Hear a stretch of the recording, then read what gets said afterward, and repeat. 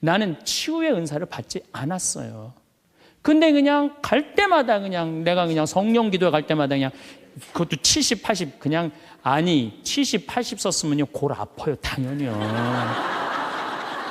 아 무릎 아프고 허리 아파요 당연히. 아 그걸 그냥 와갖고 하느님 그냥 신부님이 그냥 허리 아프니까 그냥 안수 좀 해달라고 그러면 그 나요 80년 동안 쓴 거를.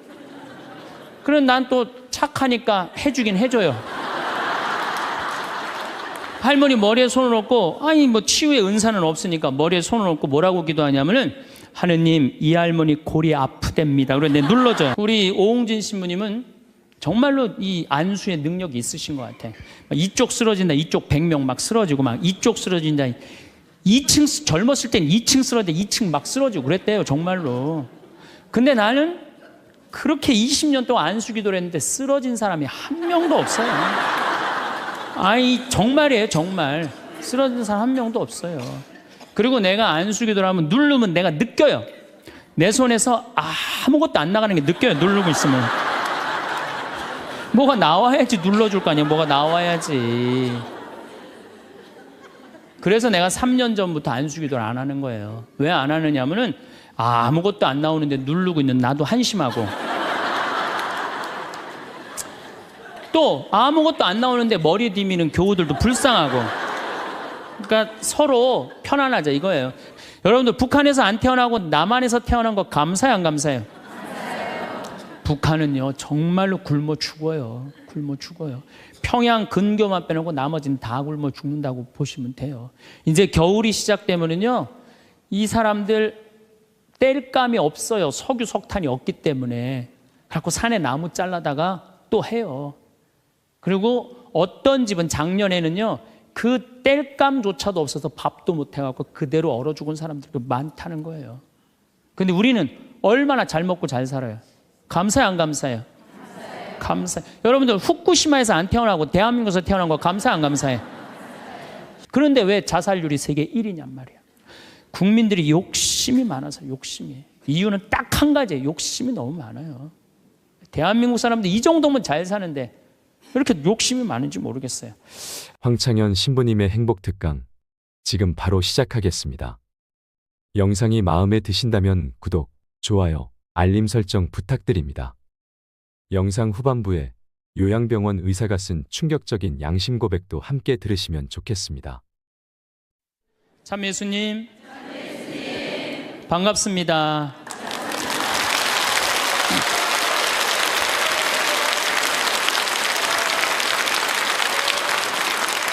우리가 하느님의 이 뜻대로 살아가고 악마의 유혹에 빠지지 않으려면은 돈에 대한 유혹, 명예에 대한 유혹, 권세에 대한 유혹, 하느님이 계실까 안 계실까에 대한 신앙에 대한 유혹, 이걸 빠지지 않으려면 우리는 항상 기쁘게 살아야 돼요. 근데 기쁜 사람은 어떤 사람이 기쁘냐면 긍정적인 사람이 기뻐요. 또 어떤 사람이 기쁘냐 하면은 정말 마음을 욕심이 없는 사람이 기뻐요. 욕심이 꽉 차 있는 사람, 자식 출세하기를 바라는 사람, 돈을 많이 벌기를 바라는 사람, 그냥 높은 자리에 올라가기를 원하는 사람, 이런 욕심이 있는 사람들은요 기쁘지 않아요. 마음을 완전히 비우고 오늘 하루를 즐겁게 사는 사람. 여러분들 영어로 내가 좀 유식한 말을 영어로 선물이 뭐냐면은 프레젠트예요. 근데 오늘이라는 뜻도 영어로 프레젠트예요. 오늘은 하느님이 주신 선물이에요. 오늘은 과거 지나간 과거 여러분들 묻지 마세요. 아무리 과거를 돌이키려고 해도 과거는 돌이킬 수가 없는 거예요. 과거에 연연하는 사람들 우울증에 걸려요. 그 다음에 미래에 대해서 미리 걱정하지 마세요. 여러분들이 아무리 걱정해봤자 여러분들이 걱정하는 게 95%는 일어나지 않을 거래요. 전혀 일어나지 않을 것에 쓸데없는 걱정을 하고 있는 거야. 제일 중요한 건 오늘을 즐겁게 사는 거야. 밥 3끼 먹고 눈 콧구멍 2개 있는 게 얼마나 여러분들 감사한 줄 아세요?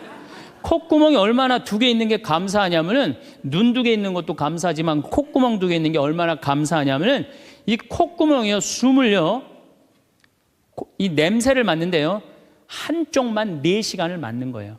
그리고 4시간이 딱 지나고 나면 한쪽이 교대를 해요. 반대쪽이 냄새를 맡는 거예요. 만약에 김치찌개 동시에 2 콧구멍으로 다 맡으면 기절해. 그러니까 여러분이 콧구멍 2개 있는 것만 해도 얼마나 감사한 건지 몰라요. 지금 여기 손가락 10개, 발가락 10개 가지고 콧구멍 2개, 눈 2개 갖고 오신 분들은요, 무조건 기쁘게 살아야 된 의무가 있는 분들이에요. 하나님이 다 주신 거예요. 자, 그리고 난 다음에 우리가 유혹에 빠지지 말려면 끊임없이 기도해야 돼. 하느님께서 우리 이제까지 살아오면서 여러분들 은총 너무 많이 주셨어요. 은혜 너무 많이 주셨어요. 그렇기 때문에 우리는 어떻게 살아야 돼? 그 은혜를 계속 기억하면서 감사기도, 끊임없이 기도해야 돼. 근데 이 기도는 간구 기도를 하면 안 돼요. 감사 기도를 해야 돼요. 제가 꼭 성령 기도에 가면은요, 제일 당황스러운 게 그거예요. 내가 성령 기도에 가면은 할머니들이 신부님 골이 아파요, 무릎이 아파요, 허리가 아파요, 안수기도 해달라는 거예요. 근데 저는 신부 될 때 이 제단에 엎드려서 하느님한테 2가지를 청했어요. 하나는 강론 잘하게 해달라고. 근데 정말 저는 누워서 그렇게 기도했어요. 왜 제가 그 기도를 청했느냐 하면은 저는 초등학교 때부터 발표 때마다 선생님이 제일 먼저 너 일어나서 발표하라고 그랬어요. 그리고 책 읽을 때도 항상 나보러 읽으라고 그랬어. 목소리가 좋으니까. 그러니까 내가 받은 달란트는 뭐야? 말하는 거, 말하는 거. 그리고 신부가 말씀 전하는 사람 아니에요.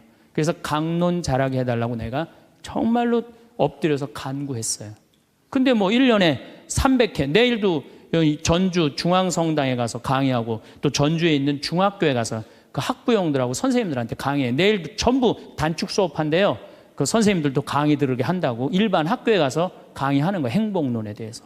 그러니까 1년에 한 300회 정도 초청 강연 다니니까 이거 소원 들어주셨어요. 난 너무너무 감사해요. 또 내가 글 잘 쓰게 해달라고. 이제까지 책 3권 썼는데 요즘 쓴 거 사는 맛, 사는 멋. 이거 정말로 많은 분들이 행복하다고 참 전화가 많이 와요. 독자들한테. 아니, 나 이 2가지 다 받았어요. 나는 더 이상 하나님한테 원하는 거 없어요. 하느님은요, 각자의 달란트가 다 달라요. 그리고 그냥 집 잘 짓는 신부님들, 또 우리 그냥 전 신부님, 내가 보기엔 사목 너무너무 잘하세요. 그러니까 그 감히 못하는 15년이 지나서 엄두도 못 냈던 저 땅을 사죠. 그러니까 아무나 사는 게 아니에요. 교우가 일치가 되기 때문에 그게 가능한 거죠. 그 다 달란트가 달라요. 근데 내가 받은 달란트는 강론자라고 글 잘 쓰는 거야. 나는 치유의 은사를 받지 않았어요. 근데 그냥 갈 때마다 내가 성령 기도에 갈 때마다 그것도 70, 80 아니 70, 80 썼으면요 골 아파요 당연히요. 무릎 아프고 허리 아파요 당연히. 그걸 그냥 와갖고 하느님 그냥 신부님이 그냥 허리 아프니까 그냥 안수 좀 해달라고 그러면 그 나요 80년 동안 쓴 거를.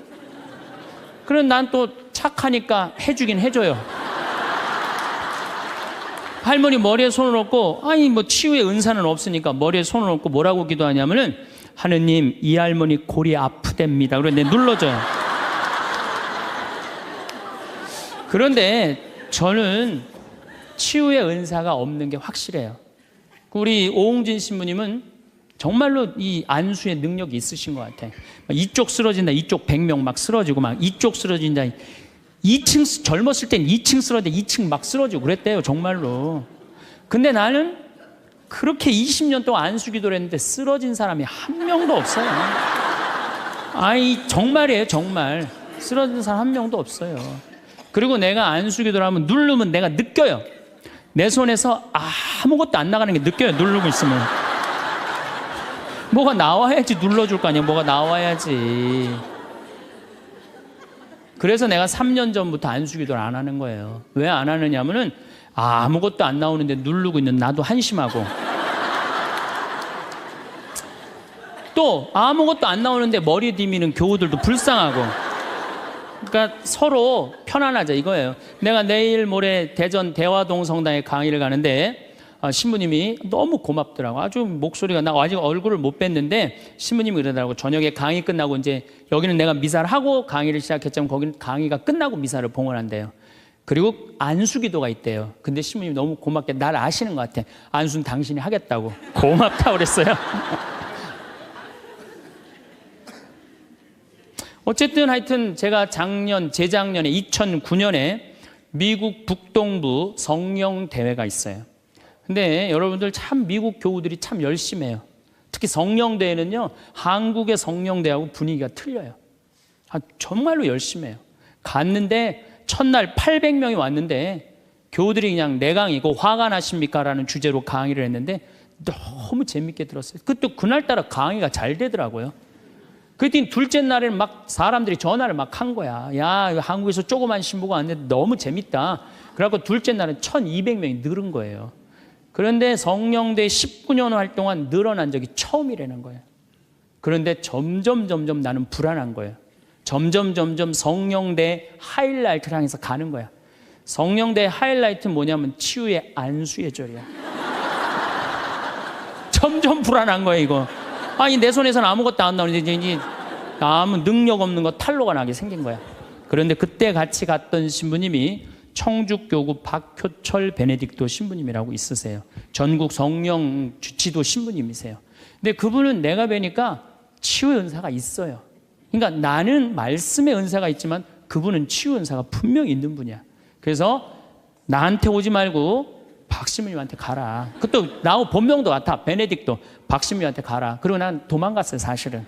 그런데 그 예절을 저 강당 뒤에서 보는데요, 정말 은혜롭더라고요. 나는 죽었다 깨어나도 그렇게 못해요. 근데 그때 200명이 났어요. 정말로 내가 다음에 갔는데도 그때 치유됐다는 사람 너무 많이 만났어요. 그건 하느님의 성령 특별한 은혜가 있었던 거지.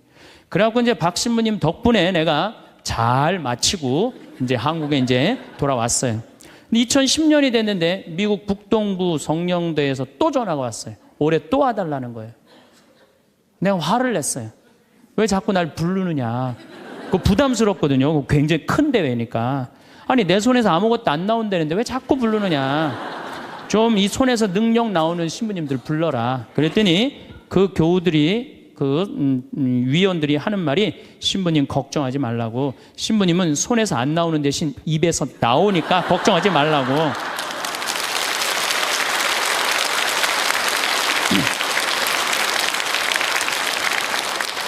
아, 그러느냐?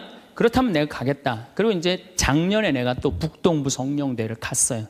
갔는데 그때 같이 갔던 신부님은 누구냐면은 우리 수원교구의 한연음 다니엘 신부님이 같이 갔어요. 이분 또 만만치 않게 영적으로 깊은 분이잖아요. 근데 이제 신부님이 먼저 강의를 가는데 갑자기 내 앞에 무릎을 꿇는 거예요. 나한테 안수기도를 해달라는 거예요.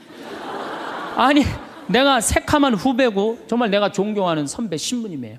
근데 갑자기 무릎을 꿇더니 나한테 안수기도를 해달라는 거예요.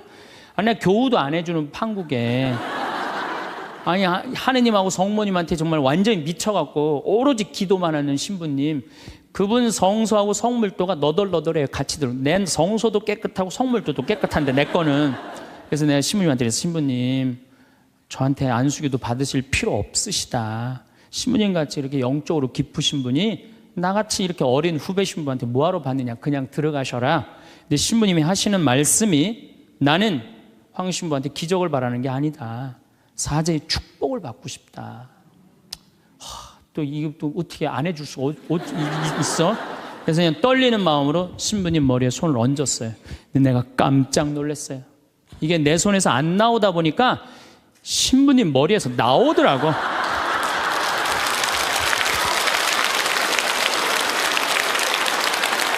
아니, 정말로 성령의 기운이 느껴지는 거예요. 정말로. 야, 이러는 수도 있구나. 이게 내가 안 나오면 머리에서 나오는 수도 있구나. 하지만은 우리가 하느님을요, 골 아프면 골 고쳐주고, 머리 아프면 머리 고쳐주고, 무릎 아프면 무릎 고쳐주고, 허리 아프면 허리 고쳐주는 분이 아니에요. 하느님은요, 찬양 받으실 분이에요. 하느님은 영광 받으실 분이에요. 하느님 우리 심부름꾼 아니에요. 그것도 돈이나 많이 주면서 시키면 내가 몰라. 달랑 1,000원 주면서 뭘 그렇게 많이 시켜. 그러니까 자꾸 간구 기도를 하다 보면 어떤 유혹에 빠지느냐 하면은 여기가 아닌가 봐. 천군 보살한테 가는 거예요. 그래서 천주교 교우들이요, 전보로 많이 다니는 거예요. 그래서 일단 찬양기도 감사기도 하는 교우들은요, 하느님 의심하지 않아요. 그리고 얼마나 은혜로워요. 여러분들 이 공기 공짜로 마시고, 태양 공짜로 햇빛 쬐고, 이 땅 공짜로 밟고 다니고, 얼마나 감사해. 눈 2개, 콧구멍 2개, 손가락 10개, 발가락 10개 있으면 됐지. 주님께서 여러분과 함께 마음을 드높이 우리 주 하느님께 감사합시다. 말로는 맨날 마땅하고 옳은 일이래. 말로는.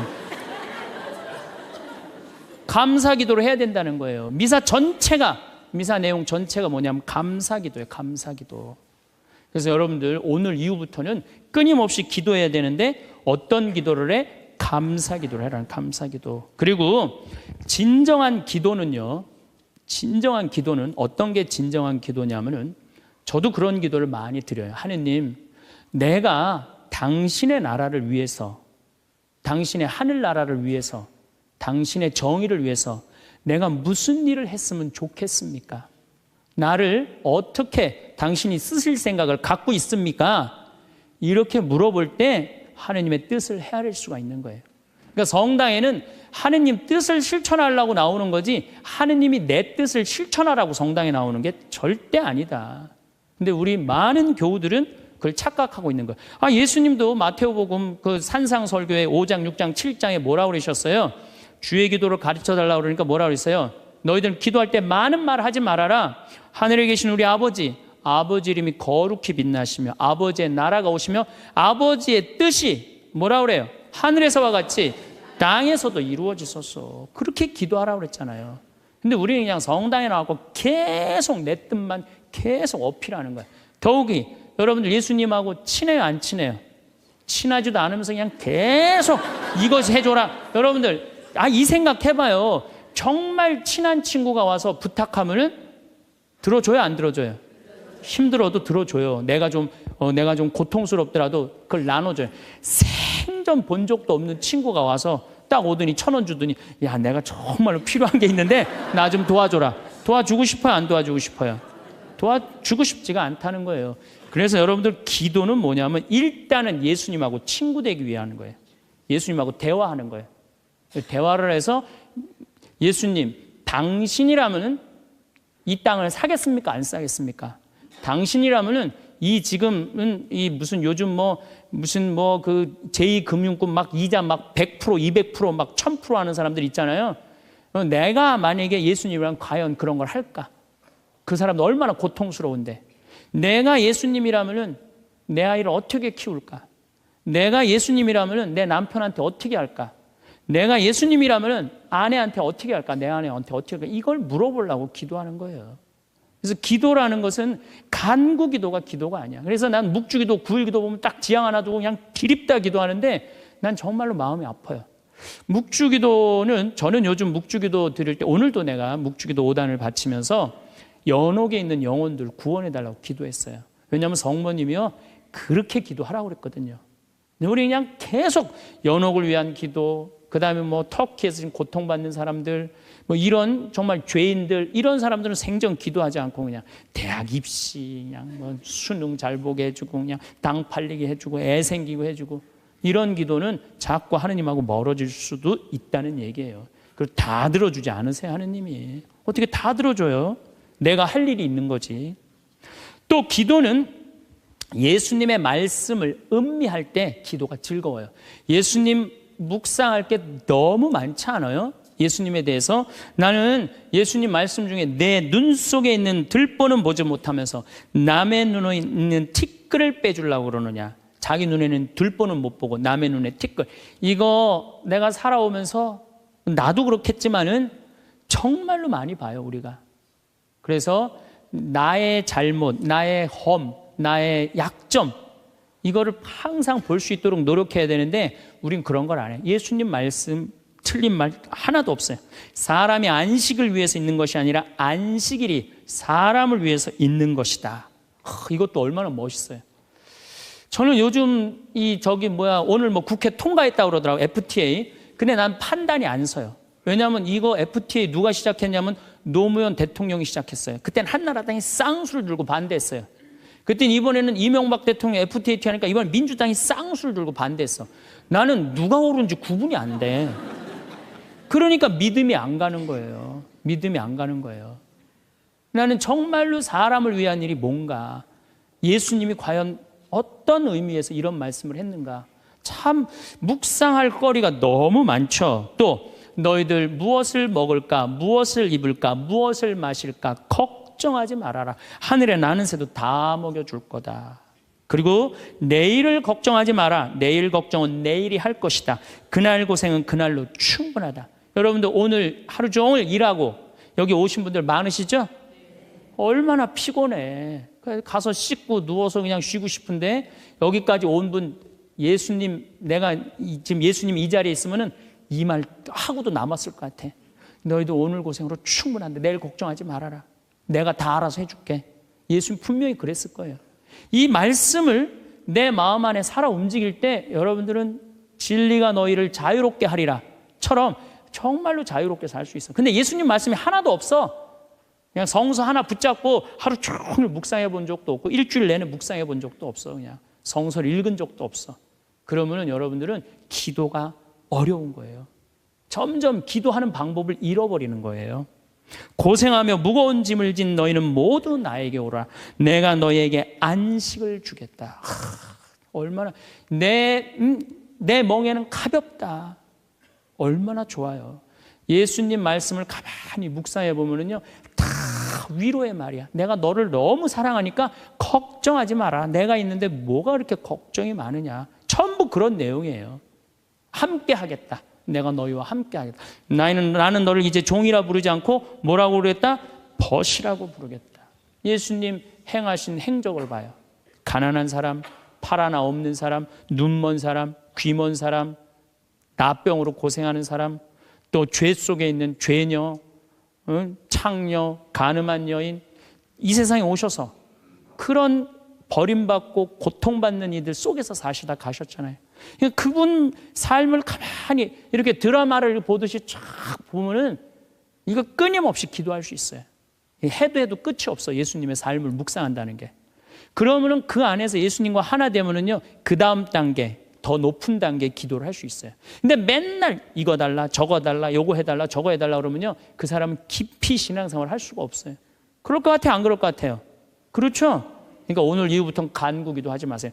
이미 너희들 필요한 거 하느님 아버지가 이미 알고 있다. 그러시지 않으셨어요? 예수님이 그러셨거든요. 예수님 말씀은 되씹으면 되씹을수록 깊은 맛이 나요. 그래서 기도라는 건 뭐냐면 영적인 하느님을 느끼는 거예요. 영적인 하느님을 느끼는 거. 자, 우리가 기도가 구송 기도가 있다고 그러죠? 그 다음에 무슨 기도가 있어?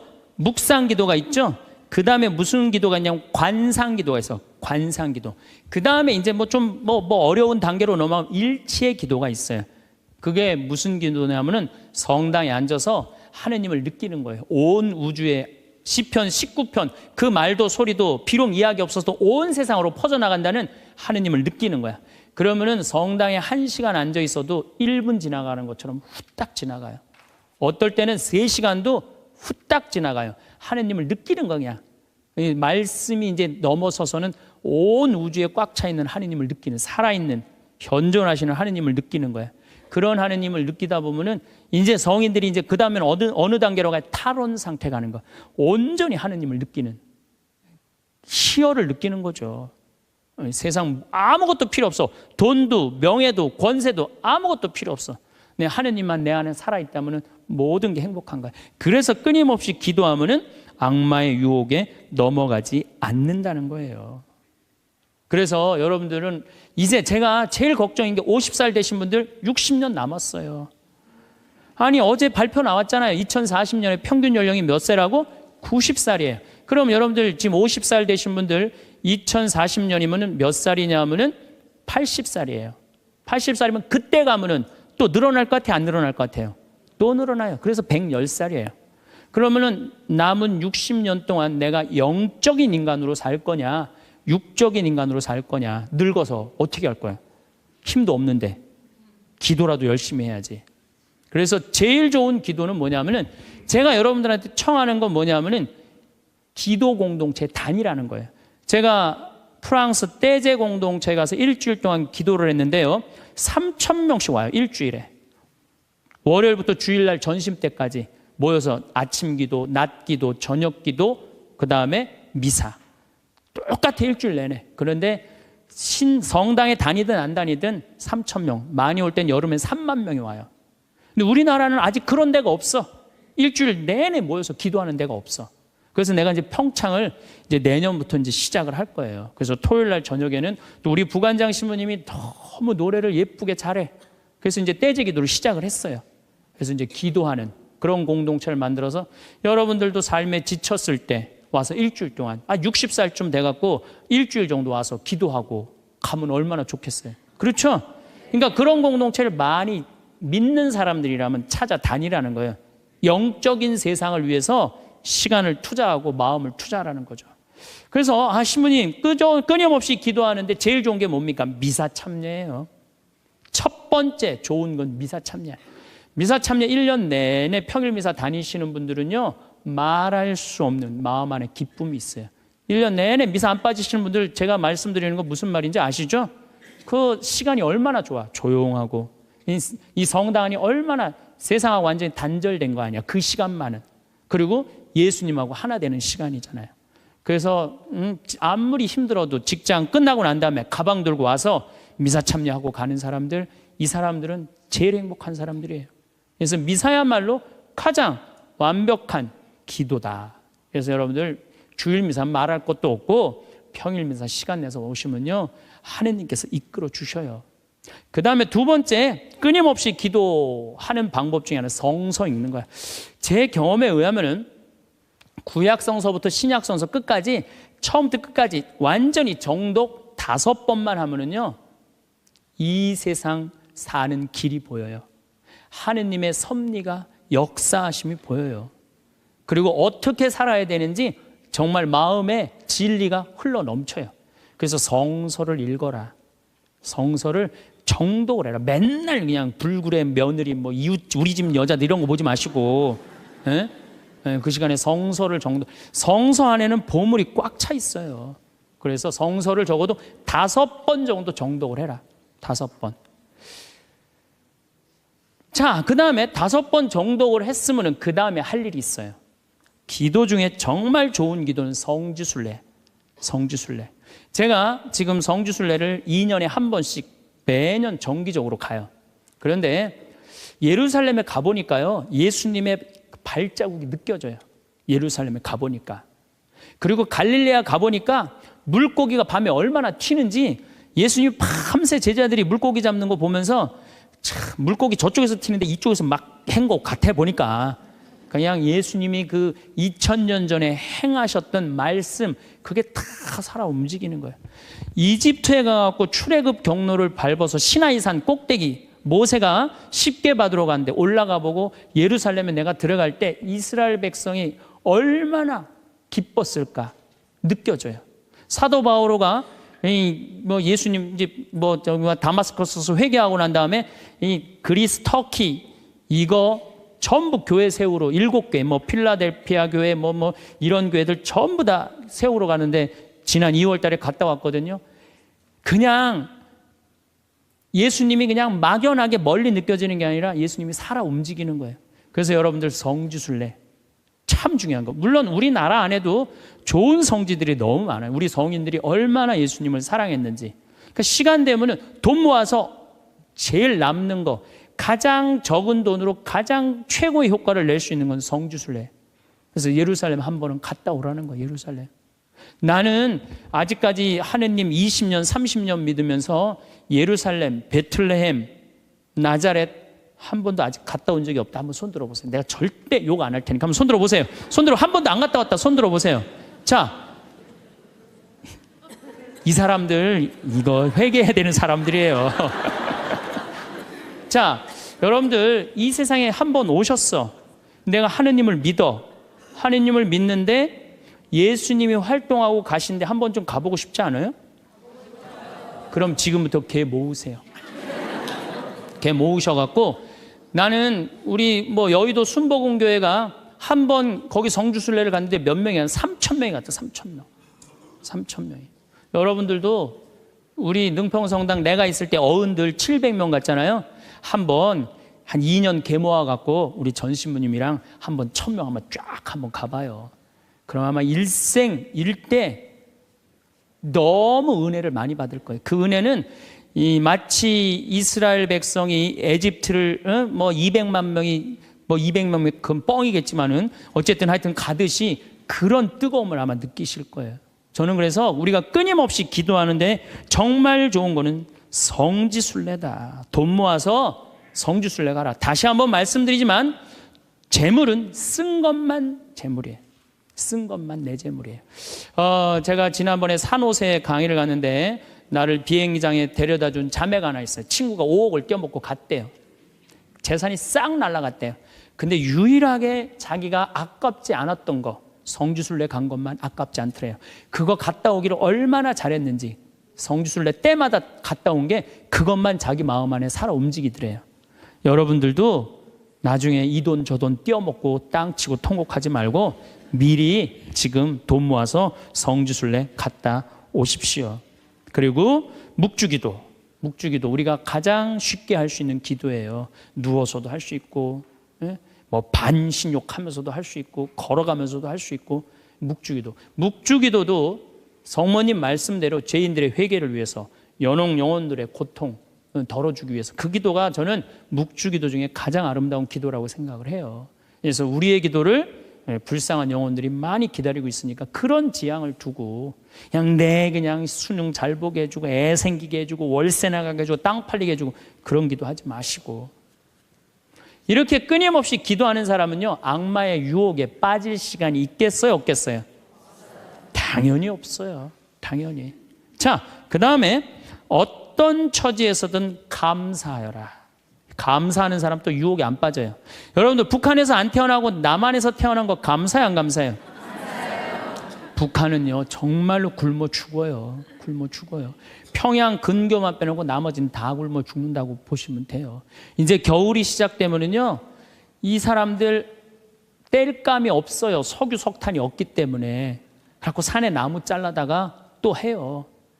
그리고 어떤 집은 작년에는요 그 뗄감조차도 없어서 밥도 못 해갖고 그대로 얼어 죽은 사람들도 많다는 거예요. 근데 우리는 얼마나 잘 먹고 잘 살아요. 감사해요 안 감사해요? 감사해요. 여러분들 후쿠시마에서 안 태어나고 대한민국에서 태어난 거 감사해 안 감사해? 이거 여러분들 깊이 묵상해야 돼요. 왜냐하면 일본은 1년에 지진이 5,000번 일어나요. 5,000번. 하루에 15번 일어나요. 더 놀라운 거는 이번 12월 1월 달에 지진이 또 일어난다는 게 지금 감지가 된다는 거예요. 일어날지 안 일어날지 모르겠지만은 일본 사람들은요 너무 불안한 거예요. 근데 우리나라는 지진이 1년에 몇 번 일어나는 줄 아세요? 15번 정도 일어나요. 근데 이 중에 지진의 강도가 2.7에서 3.2예요. 보통 일어나는지 안 일어나는지도 모를 정도예요. 근데 일본은 막 일어나면 4.0만 넘어가면요 정말 천둥 소리 얼마나 불안한지 몰라요. 나는 그걸 경험을 했어요. 지진이라는 게 무시무시해요. 근데 우리는 아무런 그런 게 없이 살잖아요. 이번에 이 터키 지진 일어났죠? 지진 일어났는데 여진이라고 그래요. 한 번 꽝 하고 난 다음에 계속 흔들리는 게 1,500번 일어나는 거. 1,500번. 근데 우리는 얼마나 행복한 나라에서 살아. 그런데 왜 자살률이 세계 1위냔 말이야. 국민들이 욕심이 많아서. 욕심이. 이유는 딱 한 가지예요. 욕심이 너무 많아요. 대한민국 사람들 이 정도면 잘 사는데 왜 이렇게 욕심이 많은지 모르겠어요.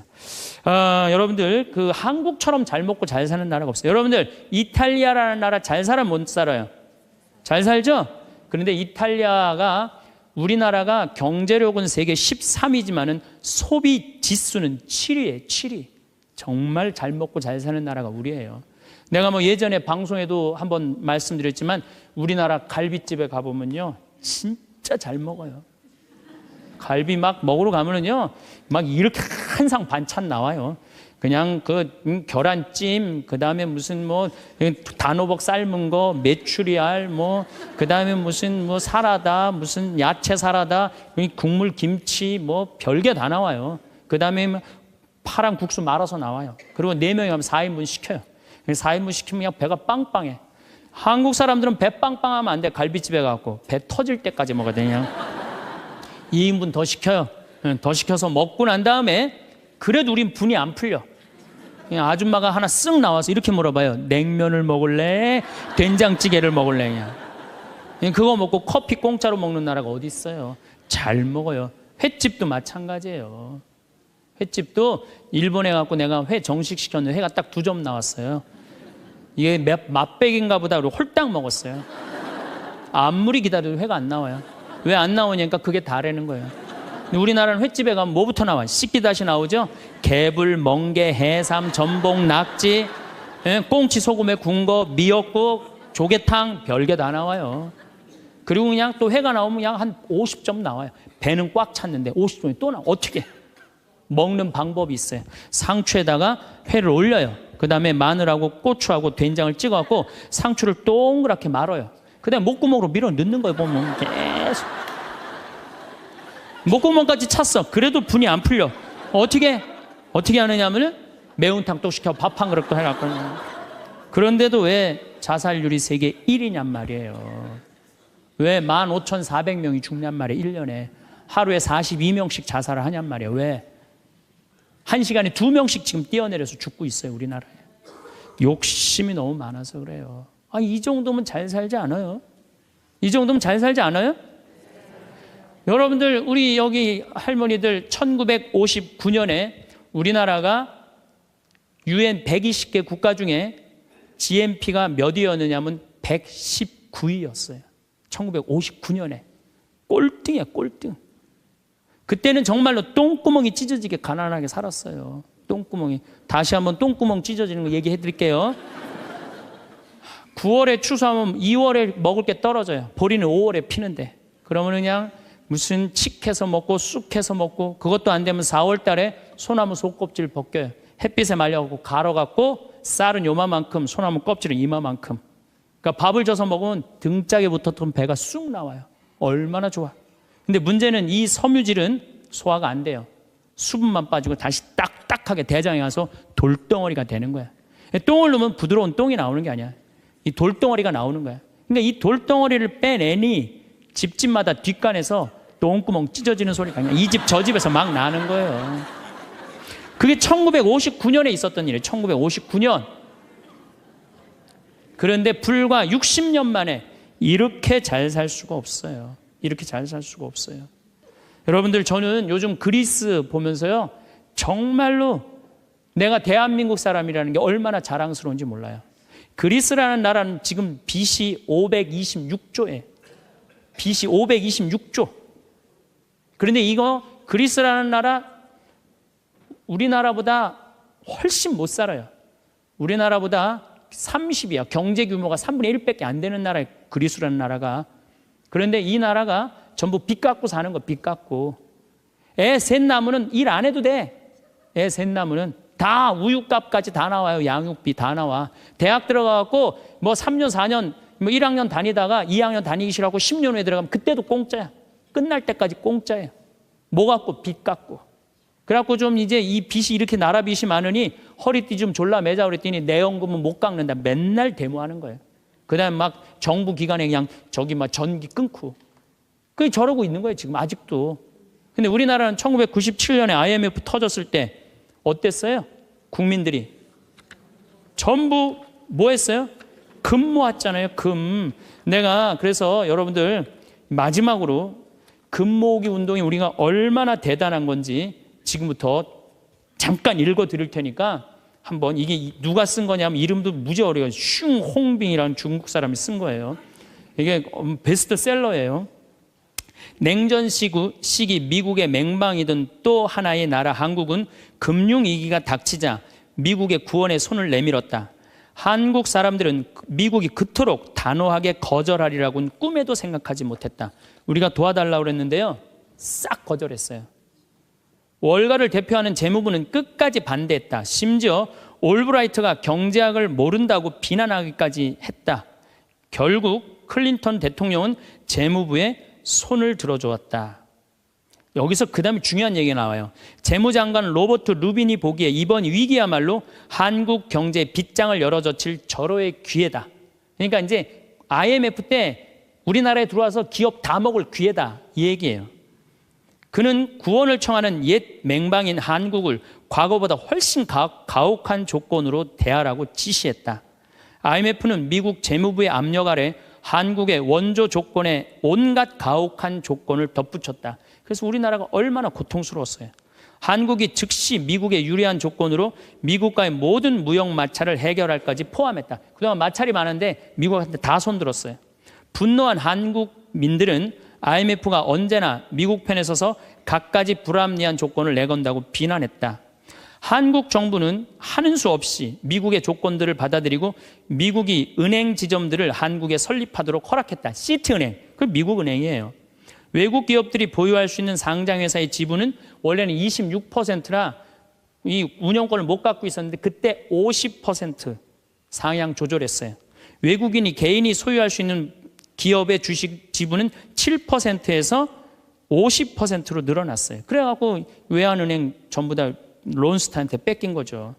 한국 기업은 반드시 국제회계의 원칙에 따라 했으며 금융기관은 국제회계사무소의 회계 감사를 받아야 했다. 참. 그러나 국제금융재벌들은 한국의 강한 민족성들을 너무 얕잡아 보았다. 한국의 협의를 체결하기만 하면 당장이라도 몰려들어 사냥감을 물어 뜯을 판이었다. 우리나라 현대, 삼성 다 먹을 판이었다는 얘기예요. 그런데 고립무원, 완전히 고립무원의 사면 초가에 빠진 한국인들은 나라를 구하겠다는 일념으로 너도 나도 금모기 운동에 나서서 정부를 도왔다. 이때 금모은 게 21억 달러예요. 한국에 돈 한 푼도 없었을 때. 놀라운 거는 금모기 하고부터는 5억 달러 수출 계속 적자였다가 이때부터 흑자로 전환하기 시작해. 이게 흑자의 출발점이 돼요. 금모기 운동이. 그래서 이걸 극복한 나라예요. 서양의 기업들은 한국 대기업을 거의 하나도 사들이지 못했다. 한국 경제는 가장 어려웠던 1998년 여름의 악몽에서 완전히 빠져나올 수 있도록 수출을 빠르게 회복했다. 금모기 운동부터 그랬다는 거예요. 국제금융재벌들과 미국 재무부는 공연히 헛물만 켜다가 만셈이 되었다. 뿐만 아니라 한국으로 하여금 정부가 경제를 주도할 절대적인 필요성을 확실히 깨닫게 해줬다. 마이크로소프트가 한국 최대의 소프트웨어 기업을 삼키려는 시도도 물 건너 갔어요. 그러니까 미국 애들이 그때 한국 다 살라고 그랬어요. 근데 그것도 못 샀고 8개의 한국 지방 소프트웨어 기업들에게 그 몫이 돌아갔다. 다 우리나라 기업들이 다 샀다는 얘기예요. 포드가 기아 자동차를 구입하려던 계획도 빗나가 버렸다. 그때 기아가 망했거든요. 근데 빗나갔어. 우리가 금 모아서. 현지 기업이 포드의 꿈을 현대가 구했죠. 꿈을 보기 좋게 꺾어준 것이다. 이렇게 우리나라가 그 IMF를 벗어난 민족이야. 그런데 이렇게 대단한데 아니 정치를 보면은 사회를 보면 한국이 현찮다고 그래. 내가 보기에는 한국이 대단한데 얼마나 대단해. 그리스하고 우리나라하고 정반대 아니에요. 그래서 이 IMF를 넘어서서 지금 이렇게 우리가 전 세계가 지금 금융위기를 겪고 있잖아요. 지금 그리스, 이탈리아, 스페인, 프랑스 다 무너지고 있잖아요. 근데 우리나라는 아직도 경쟁력이 있다는 거예요. 이렇게 대단한 사람들이 모여 살아갖고 우리나라 이름이 대한민국이에요.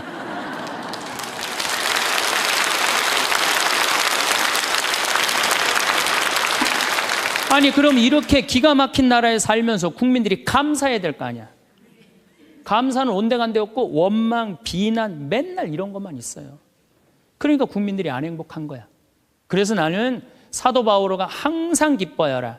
끊임없이 기도하여라. 어떤 처지에서든 감사하여라. 이것이 우리 주 예수 그리스도를 통하여 드러내신 하느님 아버지의 뜻이다. 그러니까 여러분들 신앙생활하는 사람은요. 어떻게 해야 돼? 항상 기뻐하고 끊임없이 기도하고 어떤 처지에서든 감사해야 되는데 대한민국 처지는 괜찮다. 나머지 왜 괜찮은지는 다음 시간에 제가 또 이어서 강의를 하도록 하겠습니다. 감사합니다.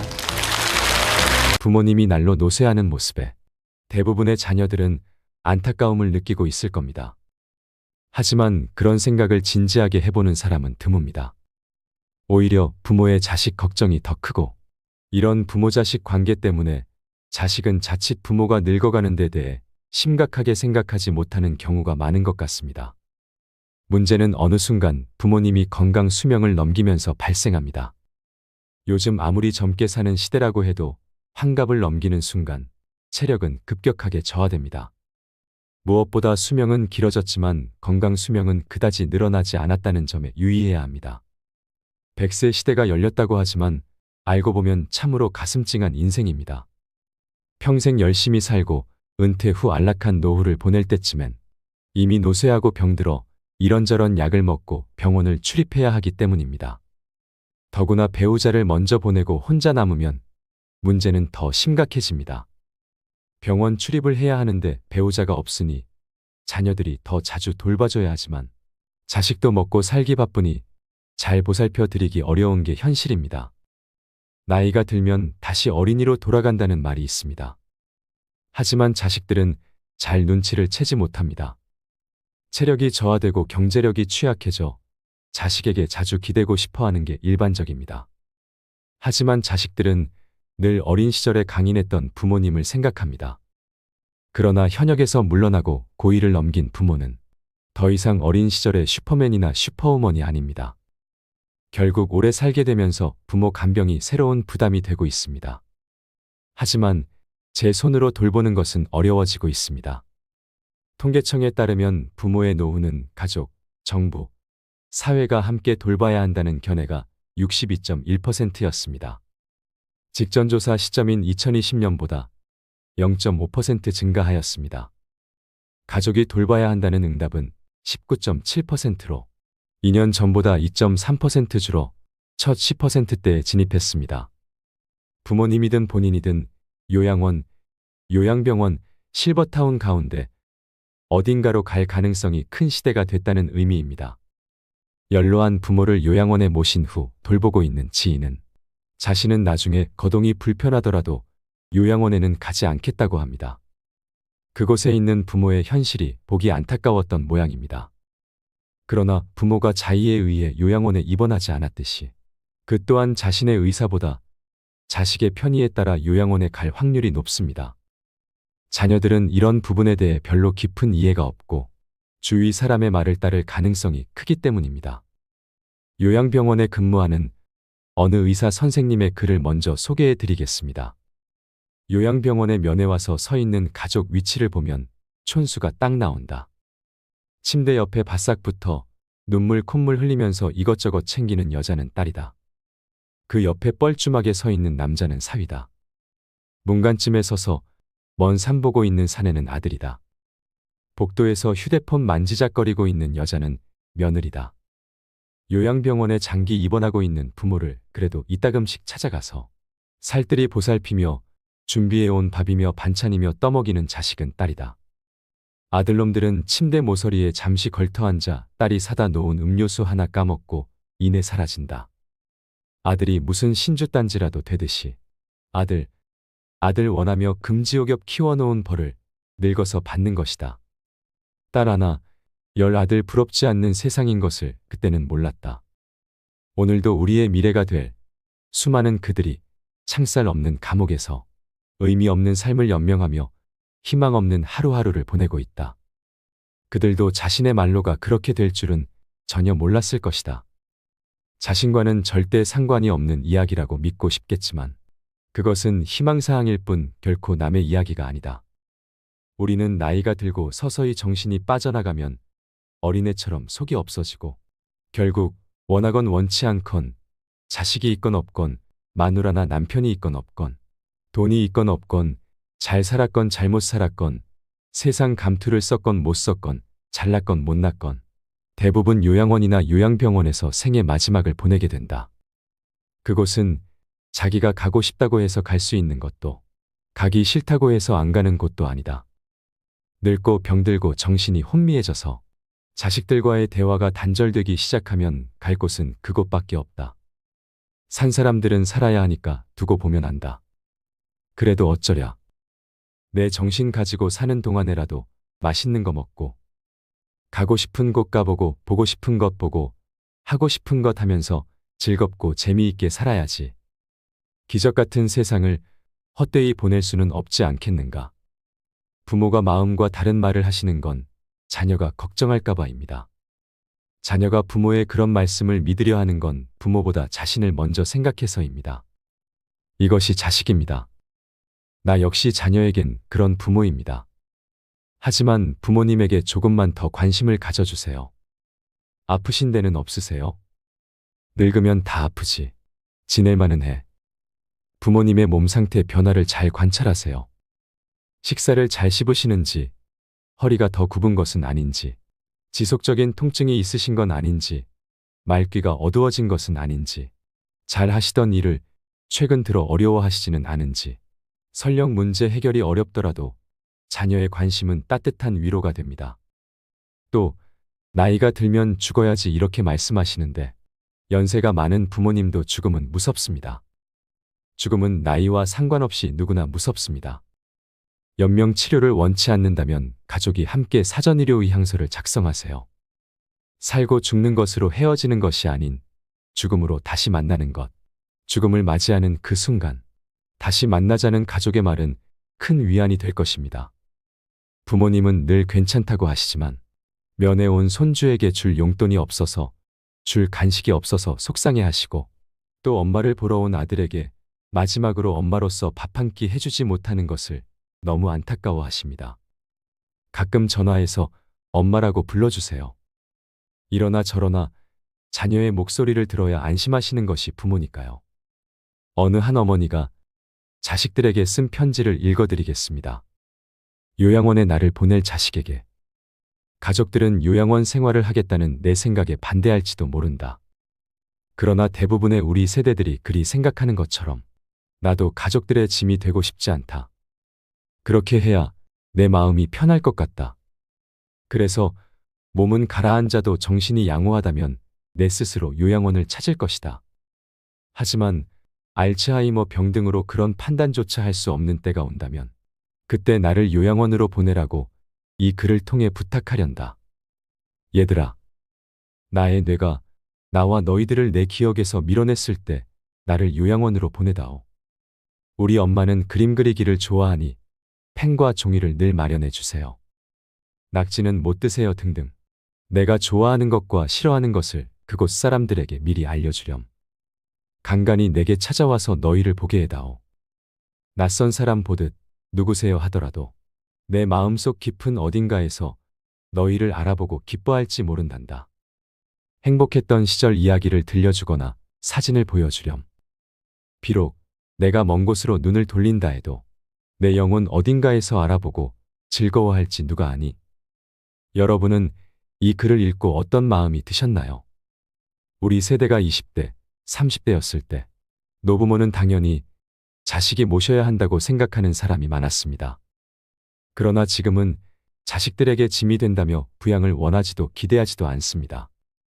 게다가 포기할 것이 많다며 힘들어하는 30을 훌쩍 넘긴 자식들의 부양까지 감당해야 하는 안타까운 낀 세대이기도 합니다. 반면 자식 세대는 부모 부양의 책임을 크게 느끼지 못하고 있습니다. 요양원에서 근무하던 지인의 말로는 요양원에 입소한 각자의 사연은 달랐지만 요양원에 들어오는 순간 바깥 세계와 단절되는 건 모두가 같았다고 합니다. 면회와 외출엔 아무런 제한이 없었지만 찾아오는 이도 나가는 이도 거의 없었답니다. 노인 27명 가운데 한두 명만이 가족이 일주일에 한두 번 찾아와 10분 남짓 머물다 가고 나머지 노인들은 명절에만 겨우 가족의 얼굴을 볼 수 있었다고 합니다. 요양원에 자발적으로 입소한 분들 역시 마찬가지라고 합니다. 자신의 모습이 초라해 스스로 세상과 단절하는 분들도 많다고 합니다. 평균 수명이 늘다 보니 노인 문제가 심각해졌습니다. 요양시설에 부모님 모시면 불효인가요? 이런 생각도 드실 겁니다. 치매에 걸린 부모님을 모시는 문제로 고심하고 있는 분의 사연을 들려드리겠습니다. 언제나 제 유년 시절 기억 속에 포근하고 유쾌한 모습으로 남아있는 어머니. 그런 어머니가 치매에 덫에 걸리신 지 벌써 2년째입니다. 제 나이 59살, 어머니는 벌써 80대시니 무리도 아니지요. 그런데도 여전히 어머니가 방금 전 식사한 것도 잊으시고 밥을 찾으실 때마다 화장실에서 뒤처리를 하지 못해 헤매는 모습을 볼 때마다 억장이 무너집니다. 어머니를 돌보는 일을 저보다 더 많이 하게 되는 아내를 볼 면목도 없습니다. 이제 어머니도 아내도 모두 노인인데 얼마나 지치겠습니까? 결국 얼마 전 장남인 제가 5 동생을 모았습니다. 무거운 마음으로 요양병원 얘기를 꺼냈죠. 다들 말이 없더군요. 내심 제가 계속 어머니를 모시길 바라는 눈치였어요. 그래도 저희 가족이 고생을 하니까 차마 말은 못하고 어떡하지 걱정만 하더군요. 결국 아무런 결론을 내리지 못했습니다. 동생들에게 어렵게 말은 꺼냈지만 저도 사실 결정이 바로 서진 않습니다. 어머니가 우릴 어떻게 키웠는데 요양병원이라니요. 이런 불효자가 있을까요? 하지만 매일 마주하는 현실이 너무 어렵습니다. 저는 어떻게 해야 할까요? 이와 같은 고민을 안고 사는 가정은 더 이상 소수가 아닙니다. 부모를 집에서 모셔야 효도라는 걸 머리로는 알지만 사회구조가 변화하면서 효자 노릇이 버거운 사람이 많습니다. 과거처럼 어르신 부양을 가족이 도맡는 것만이 진짜 효도일까요? 먼저 제도적 변화와 함께 필요한 건 각 개인과 가정이 우리 집안의 노년기에 대해 함께 대화하고 합의점을 찾는 것입니다. 부모님이 온전할 때 스스로 고민하고 내 건강이 안 좋아지면 특정 요양시설에 맡겨달라고 자녀에게 이야기를 꺼내는 것도 한 방법이며 그 대신 일주일에 식사 한 번은 꼭 같이 하자는 등의 조건을 다는 것이 좋을 것 같습니다. 부모님 부양 방식에 대한 결정을 내리기까지 가족 내 눈치 싸움도 적지 않은 만큼 분란을 줄이기 위해 이견을 조율할 조정자를 결정할 필요도 있습니다. 상황이 나빠지기 전에 가족이 미리 협의하고 필요하다면 주 보호자를 정해 그 사람에게 결정의 정권을 맡기는 것도 좋은 방법입니다. 어쩔 수 없이 요양원이나 요양병원에 장기 입원하고 있는 부모님은 가족에 대한 그리움과 고독이 가득하실 것입니다. 힘들더라도 최대한 자주 찾아가서 살뜰히 보살피고 대화를 나누시면 좋겠습니다. 삶의 지혜를 느끼시는데 도움이 되는 좋은 글을 소개해 드리겠습니다. 어느 요양병원 의사가 쓴 글입니다.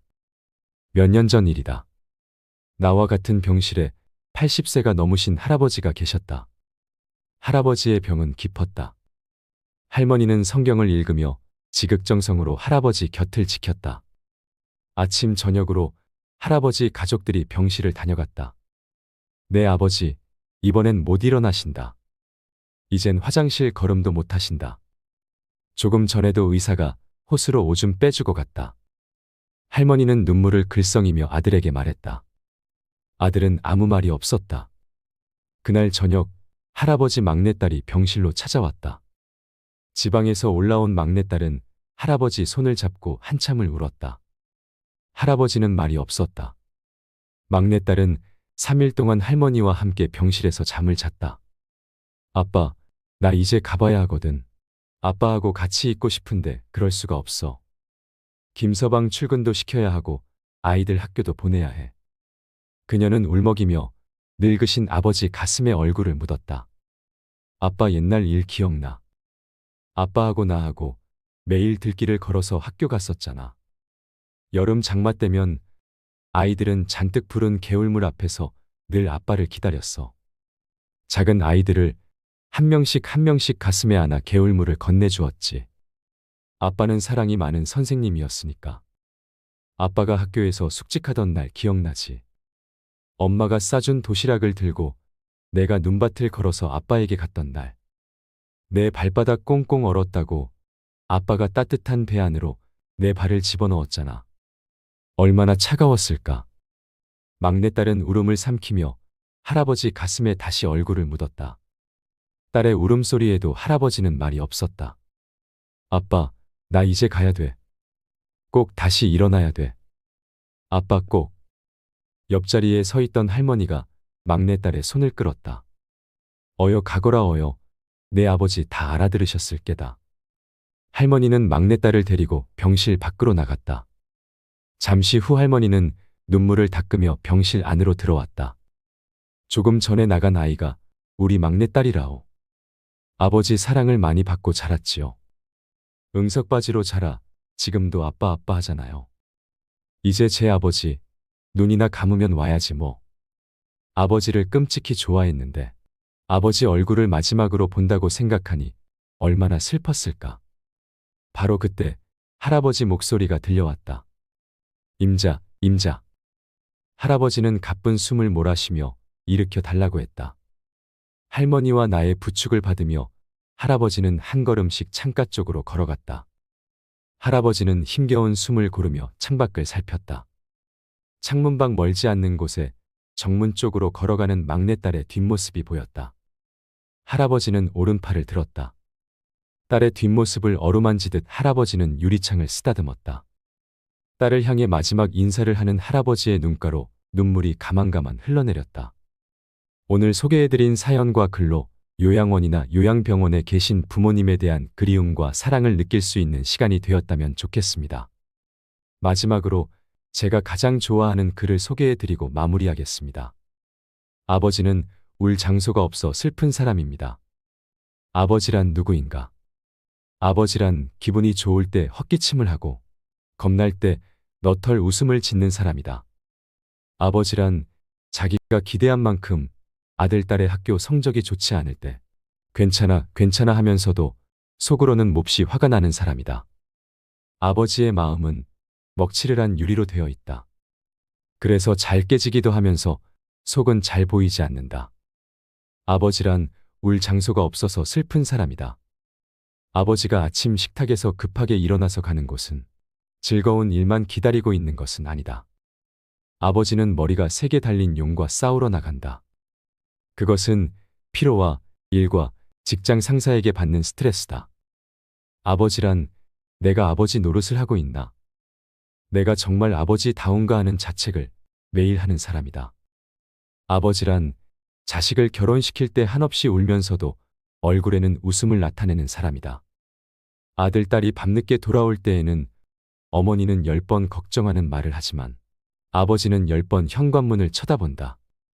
아버지의 최고 자랑은 자식들이 남들에게 칭찬받을 때이다. 아버지가 가장 꺼림칙한 속담이 있다. 그것은 가장 좋은 교훈은 손수 모범을 보이는 것이다라는 속담. 아버지는 늘 자식들한테 그럴듯한 교훈을 하면서도 정작 자신이 모범을 보이지 못하기 때문에 이 점에 있어서 미안하게 생각도 하고 남 모르는 콤플렉스도 가지고 있다. 아버지는 이중적인 태도를 곧잘 취한다.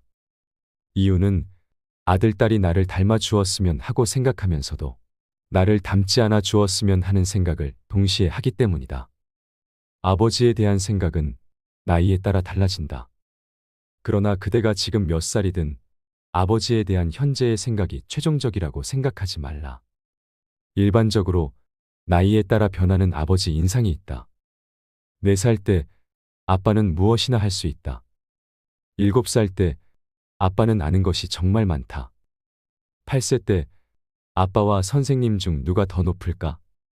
12세 때 아빠는 모르는 것이 많다. 14세 때 우리 아버지는요. 세대 차이가 나요. 25세 때 아버지를 이해하기는 하지만 기성세대는 같습니다. 30세 때 아버지의 의견도 일리가 있죠. 40세 때 여보 이 일을 결정하기 전에 아버지의 의견을 들어봅시다. 50세 때 아버님은 훌륭한 분이셨어.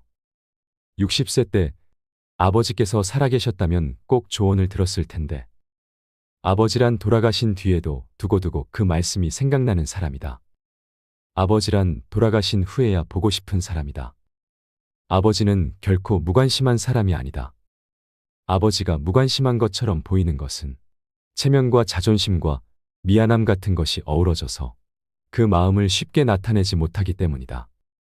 아버지의 웃음은 어머니의 웃음보다 2배쯤 농도가 진하다.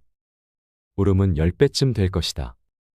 아들, 딸들은 아버지의 수입이 적은 것이나 지위가 높지 못한 것에 대하여 불만이 있지만 아버지는 그런 마음에 속으로만 운다.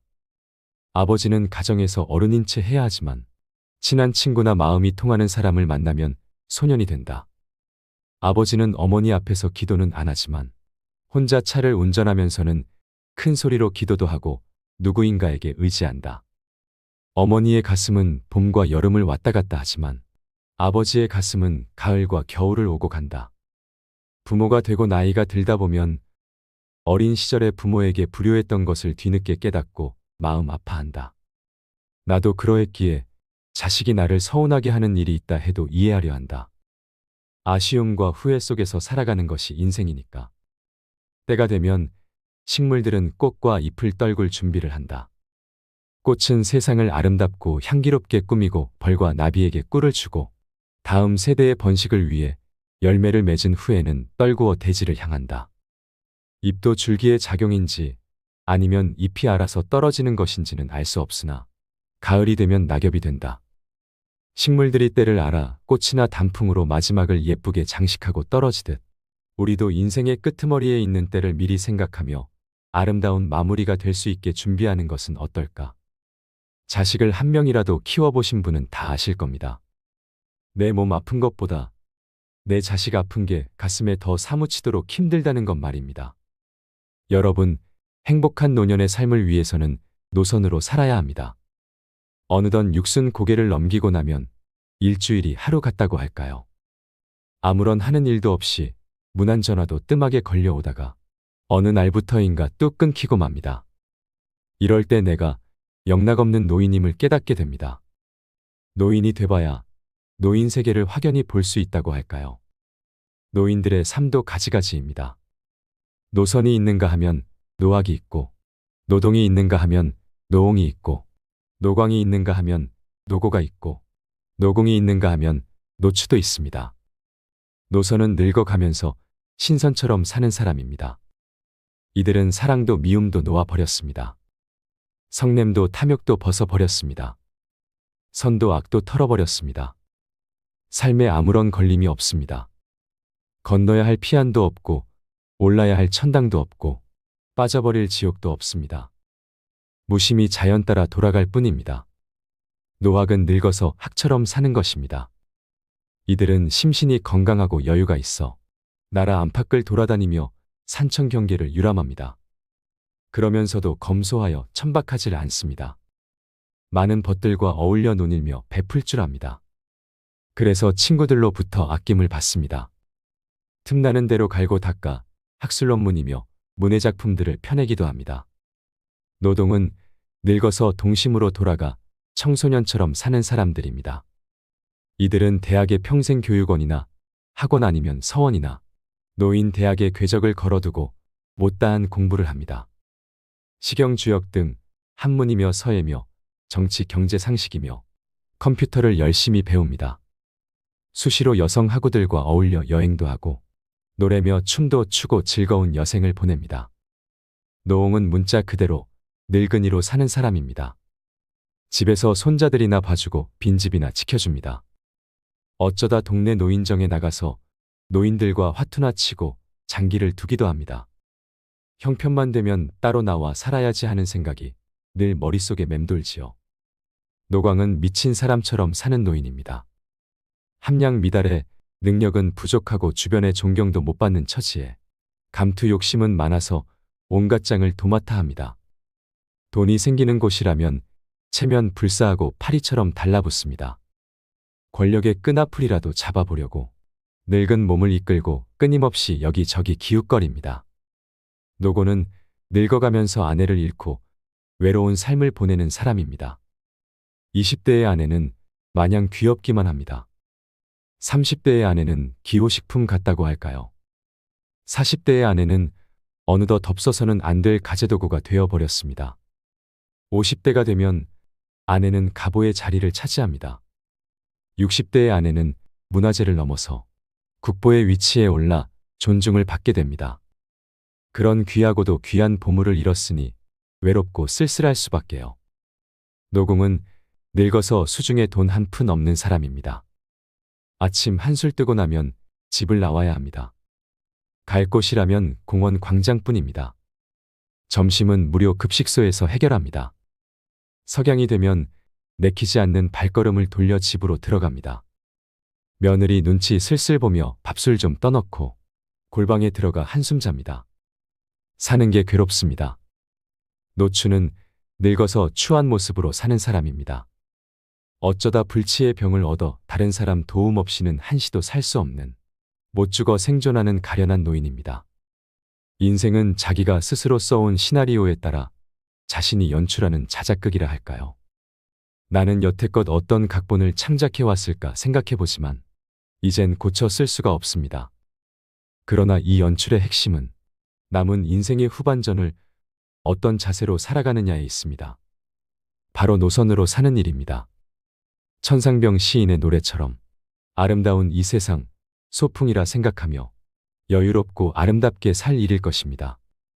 이상으로 책틀맨이었습니다. 오늘도 끝까지 시청해 주셔서 감사드립니다.